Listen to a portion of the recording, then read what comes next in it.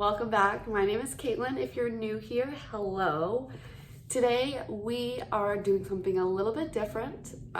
So I have 20 things that are going to help you guys, whether you're looking for a new job and you're going to interviews, or if you are starting your first week of a new job. I have some tips and tricks for you guys to make sure that you're on everybody's good list and not on the bad list. So why don't we just jump right into this video? So the first thing I have is, no matter what it is, if it's your interview or if you're going in for your first day, always show up early, at least 15 minutes early, to show that you actually care and that you actually, are prepared for this day, you've been ready, and you didn't just forget and you didn't just roll out of bed. Just showing up 15 minutes early just lets them know that you do actually really care and that you want this job. Second tip I have is to dress appropriately. Whether you dress in the attire that the job position is. So say you're a nurse and you're going in for a job interview, you can wear scrubs, or if you just want to wear a nice classy outfit, nothing too crazy, no rips, no tears, no cleavage showing, no butt showing, just plain jeans and a nice t-shirt, or if you're going for the scrubs look, go for the scrubs look. Number 3 is just walking in there and having a positive attitude, because you don't know if you're going to get the job or not. So you need to have that positive attitude. And if they notice you're not having a positive attitude, they'll be like, oh, well, this person didn't really seem too happy or excited about this. We can find someone else that's actually looking forward to having this job. So just walking in there with a positive attitude and always thinking of the positive. So you're going to walk in there knowing you're going to get that job. So you're going to walk in there with a positive mindset that this is your new workplace. Number 4 is make sure that you have good hygiene.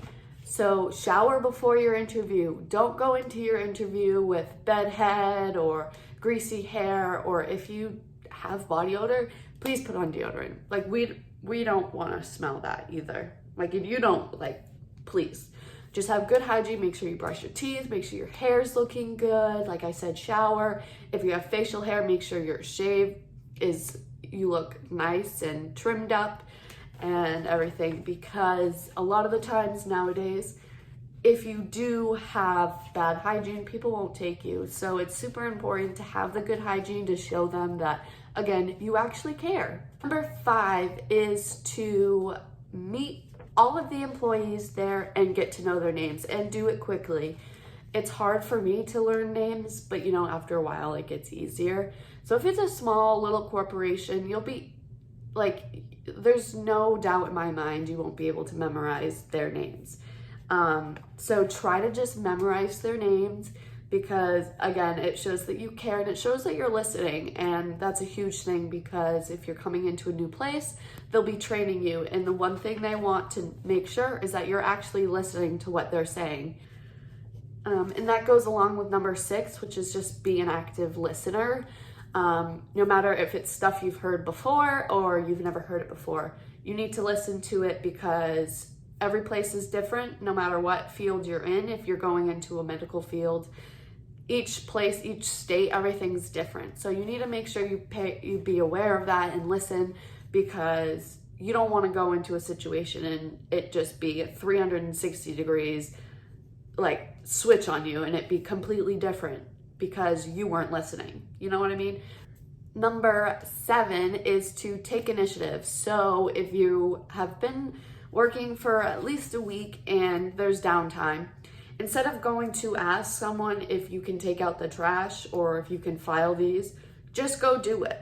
Just go do it, because you know how to do it. And you don't want to have to ask the new person every day, go take out the trash, please. They should just know, okay, so I have to take out the trash. I'm gonna take out the trash now. There's a lot of free time, or I need to do laundry. Let's do it now. Don't ask unless it's something that you don't know. If there's something where you don't know how to do it, that's when you need to ask. But if it's something like taking the trash out or cleaning something, just take initiative and do it anyway. Even if nobody notices, it's the fact of the matter that you're doing it, no one asked you to, and at the end of the day, it makes it easier for everybody. So number 8 is to make sure you leave all of your personal life and all of that kind of stuff out the door. The second you walk in the front door of a job, you're in the work mindset. So it doesn't matter what happened on the news this morning and it's pissing you off. I get it. The news pisses everybody off, but it's besides the point. Is we all left our stuff outside the door, so I don't want you coming in here throwing stuff because of the news. Like, you need to leave that at the door, and then on your way out, you can handle that. But we're at work, we're working, and we're not going to be dealing with anything else. Want to say hi? Number 9, avoid drama. There's drama everywhere, politics everywhere. Just ignore it. Try not to get involved. Don't get involved because you're going to get yourself in the middle of it. Why are you going to get yourself in the middle of it when you're really only there to work?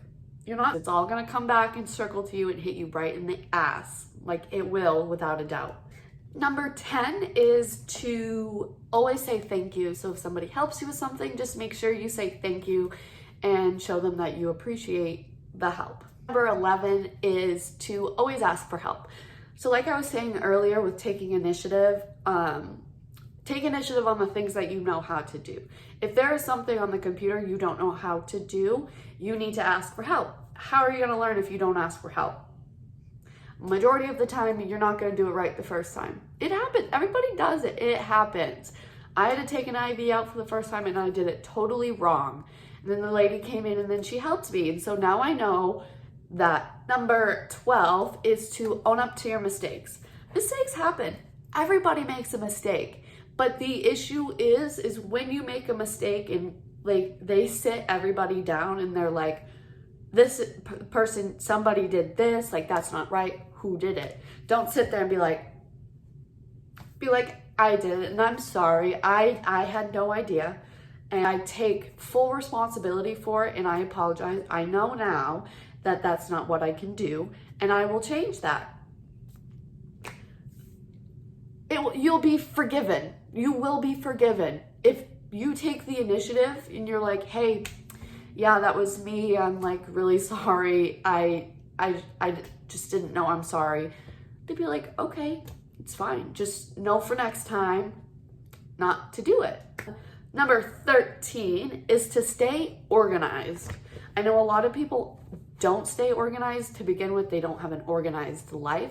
But at work, you need to keep yourself organized. You need to make sure if you have a desk, you need to make sure your desk is set up in a way that when you walk in the morning, you're looking at the most important thing, which is probably your schedule.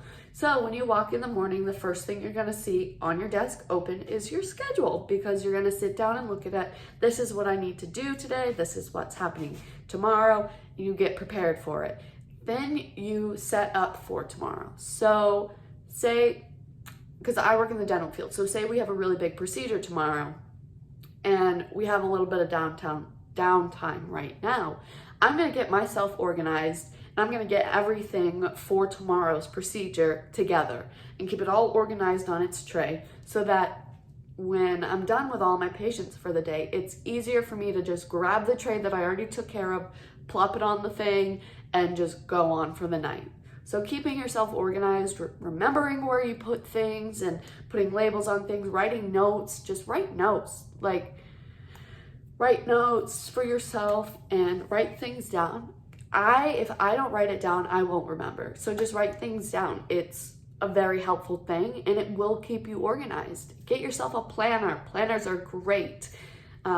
Even if you work in no matter what sort of branch you work in, you need to be organized. You can't go on with your day not being organized. The most important things, like I said, need to be out in front of you. So let's just say you're somebody that works at an office and you have a list of people you need to call every day. Well, you know what? You need to print that list out or write it and write everybody's name and phone number and just bing bang. So then when you go to your desk, you have your planner, you look up and you just start dialing the numbers and calling the people.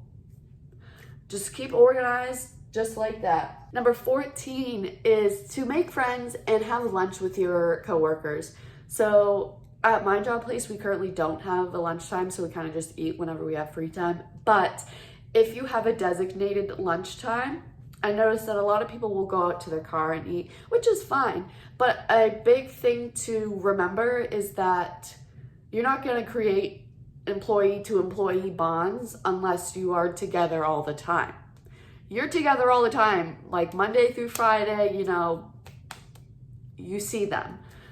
So start having lunch with them. You know, just because you're 10 years younger doesn't mean you can't have a conversation with someone. You can still talk with someone. It's just you're younger, you don't have as much experience either in the job force or in certain things, but it doesn't matter. You're sitting there and you're taking the initiative to get to know people. And it's just really helpful because if you ever have a problem, you'll be able to go to any of your employees and ask for help. 15 is to take notes. So if something's completely different, don't be afraid to literally whip out a notebook and just start jotting it down. That shows you care. It shows initiative, that you're taking the initiative to write down these things because those are the most important things you need to remember. Like if they do something totally different for taking x-rays, we did things differently, they do things different. I'm gonna write down what they do instead of what obviously I did in the past. I'm now gonna write down the steps they take to take x-rays because, like I said, it's different than where I was before. So having those notes, I'm able to whip them out if I take an x-ray and just have them and go down the list rather than calling somebody, having them come help me. Yes, you're asking for help. That's awesome. But take the initiative to write down your own notes so that you have it in that time. Number 16 is to just show your work ethic. So show them how hard you can work. Show them that you're interested in this certain field. Show them like the past experience you've had, so you know they have an idea. Like, oh, you worked in the dental field before, so you kind of know the idea. So show them, like put in the work, show them that you know what you're doing. And if you do something wrong, then it's easier for them to just come and be like, oh, you don't need that for this procedure because this is what you have. And you're like, oh, okay, that's much easier. It's so much easier to just show them that you have the work ethic and that you know what's going on. Number 17 is to show appreciation because these people could have picked millions of other people. They had choices of hundreds of other people, but they picked you. So show them that you appreciate that because it's huge, especially in a bigger field, a medical field. It's a lot, you know, it's a lot of responsibility. So when somebody chooses you, it's a big thing. So you need to show them that you appreciate this opportunity. Pull out that hardworking work ethic and just go for it. Just do it. Show the appreciation, show the initiative, show them your work ethic.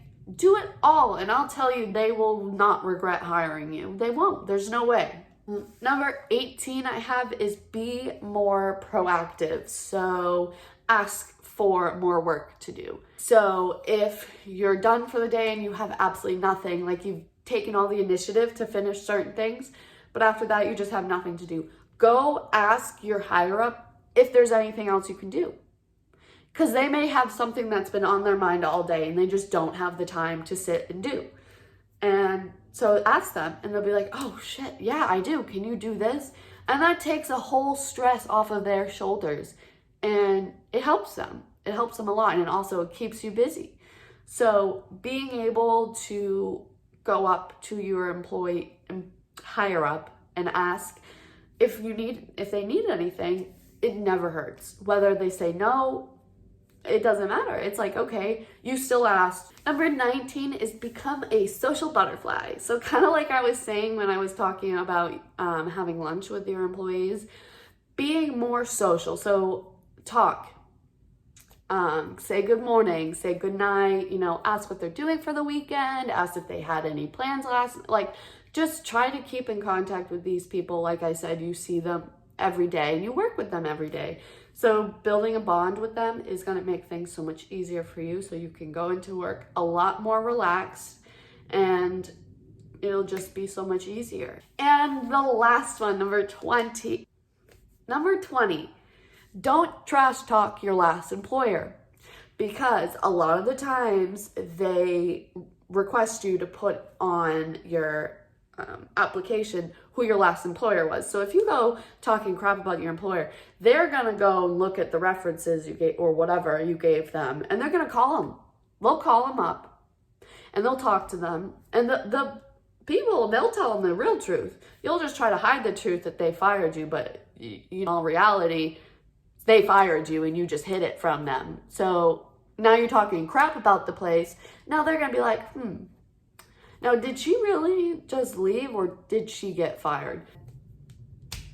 Then it's a whole different story, and you don't want that. And plus, this is the present now. You're done with the past. The future, we don't have to stress about, because you're right here, right now, and you have this job.